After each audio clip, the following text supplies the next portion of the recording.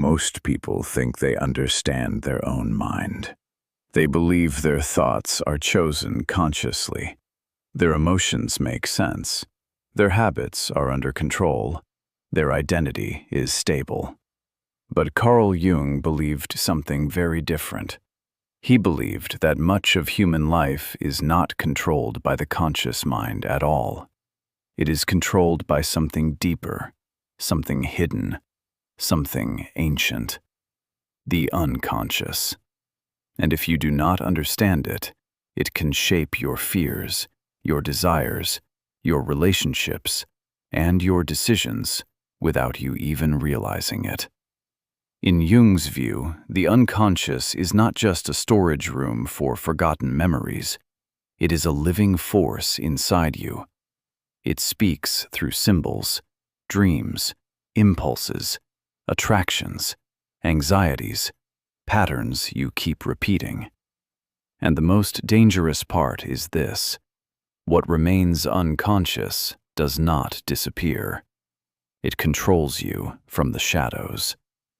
In this video, we'll break down Jung's psychology of the unconscious, what it is, how it works, and why facing it may be the key to becoming whole. 1. What is the unconscious?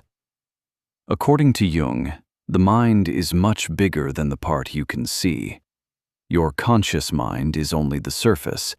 It is the part of you that thinks, plans, speaks, and makes decisions in daily life.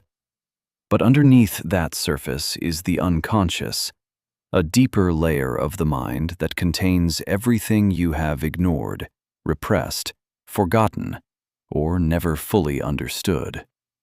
This includes painful memories, hidden desires, unaccepted emotions, instincts, fears, and parts of your personality that do not fit the image you have of yourself.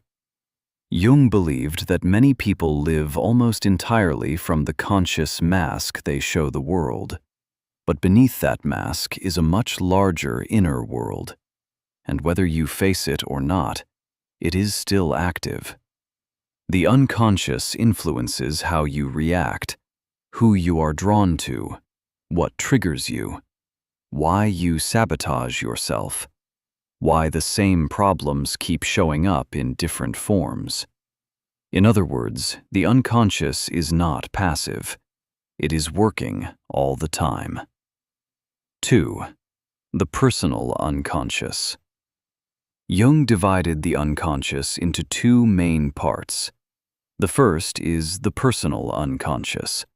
This is made up of experiences from your own life, things you forgot, things you pushed away, things that hurt too much to face, things your mind buried because they were uncomfortable, shameful, or emotionally overwhelming. Maybe it was anger you were taught not to show.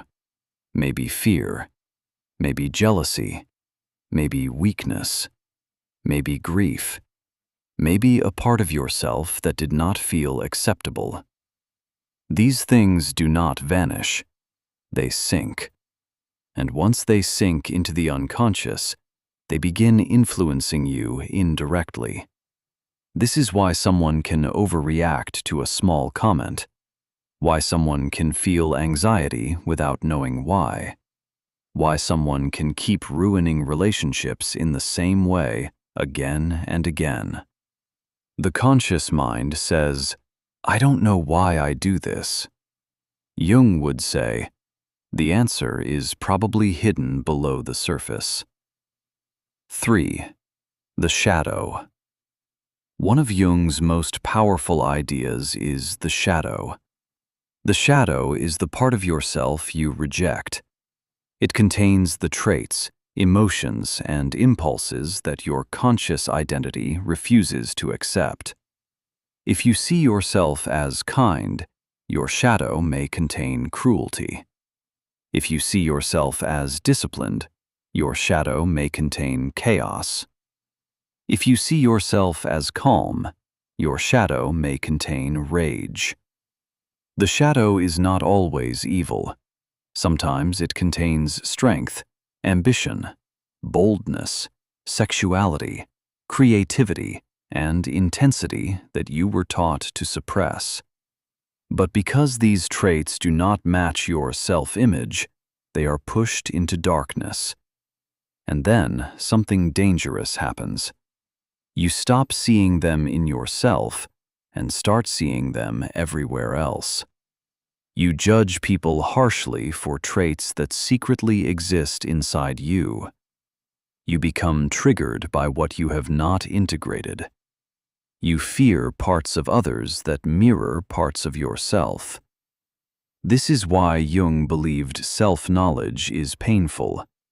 Because real self-knowledge means admitting that you are not only the person you pretend to be, you are also everything you hide.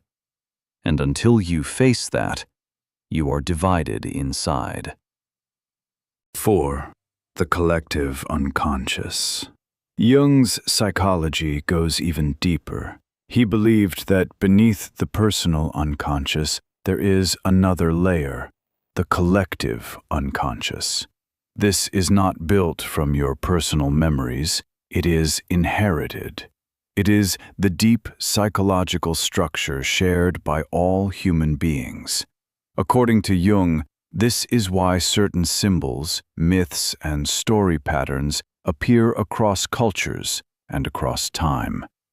The hero, the mother, the wise old man, the trickster, the dark forest, death and rebirth, the journey into the unknown. These are not random. Jung called them archetypes. Archetypes are universal patterns in the human psyche. They shape how we experience life, how we understand meaning, and how we unconsciously organize reality. This is why myths, religions, dreams, and stories affect us so deeply. They are speaking the language of the unconscious. Even modern people who think they are purely rational are still moved by ancient inner patterns they barely understand. 5. Dreams are messages from the unconscious. Jung believed dreams are one of the clearest windows into the unconscious mind. Dreams are not meaningless noise. They are messages. Not always literal messages, symbolic messages. The unconscious does not speak in direct language. It speaks through images. A falling building, a dark figure, a child, a snake, a flood, a locked room, a journey, a death. These dream symbols often point to inner conflict, change, fear, desire, or something the conscious mind is refusing to face. Jung believed that if you ignore your dreams, you ignore one of the deepest conversations taking place inside you. Because dreams often reveal what your waking mind tries to avoid, they show the imbalance, the fear, the hidden tension, the lost part of yourself that wants to return. And the goal is not to fear these symbols. The goal is to understand them. 6. Why people suffer without understanding why. One of Jung's most important insights is that psychological suffering is often not random. It can be the result of inner division.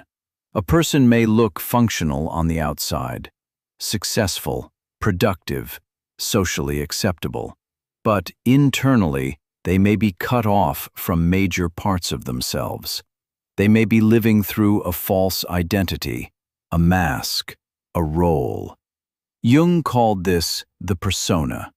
The persona is the face you show the world. It helps you function socially. But when you become too identified with it, you lose contact with what is real inside you. Then, life starts to feel empty, mechanical, false. This is why some people achieve success and still feel lost. Why some people appear strong and secretly feel hollow. Why some people seem stable until they suddenly collapse.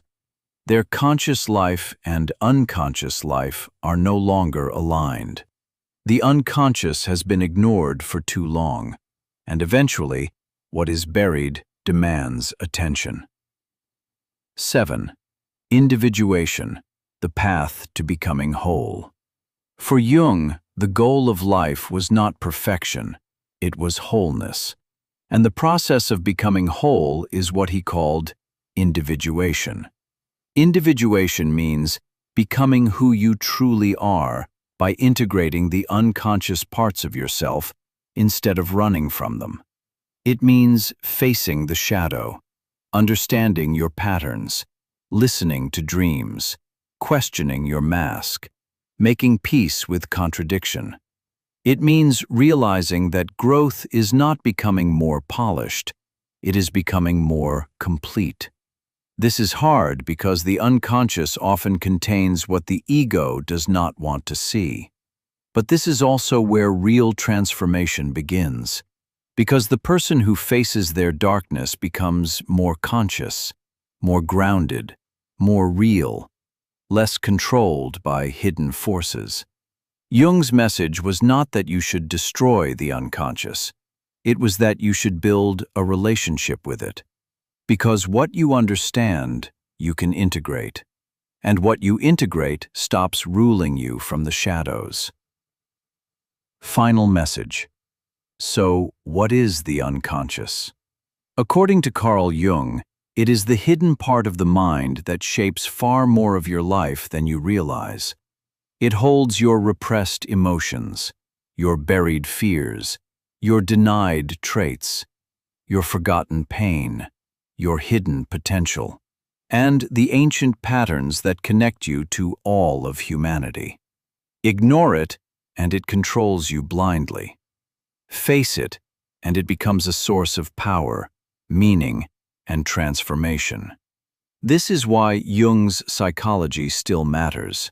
Because most people are not suffering only from the world outside them, they are suffering from a war inside themselves. A war between the person they think they are and the deeper forces they refuse to face. And maybe the real path forward is not to become someone else. Maybe it is to finally meet the parts of yourself that have been waiting in the dark. Because until you make the unconscious conscious, it will keep shaping your life behind your back, and you will call it fate.